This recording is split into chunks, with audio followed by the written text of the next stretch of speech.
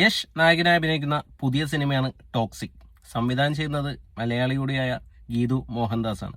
അപ്പോൾ ഈ സിനിമയുടെ ഒരു first introduction റിലീസായിട്ടുണ്ട്.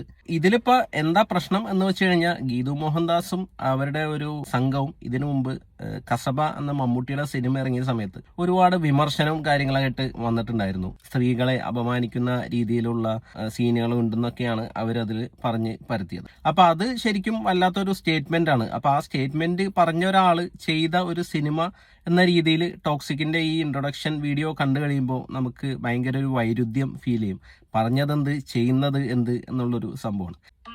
As a filmmaker, it is an added responsibility that people are comfortable when they watch with their family, with their spouse, whatever, if they are conditioned in a certain way. അപ്പൊ family ആയിട്ട് നമ്മൾ cinema കാണുമ്പോൾ comfortable ആയിട്ട് ഇരുന്ന് കാണാൻ പറ്റുന്ന തരത്തിലുള്ള സീനുകളെ ഇവര് സംവിധാനം ചെയ്യുന്ന സിനിമകളിൽ ഉണ്ടാവും എന്നാണ് പറയുന്നത്. അപ്പൊ ടോക്സിക്കിന്റെ ഇൻട്രൊഡക്ഷൻ വീഡിയോയിൽ നമ്മൾ കാണുന്നത് ഫാമിലി ആയിട്ടും പിള്ളേരായിട്ടൊന്നും കാണാൻ പറ്റാത്ത ഒരു സംഭവമാണ്.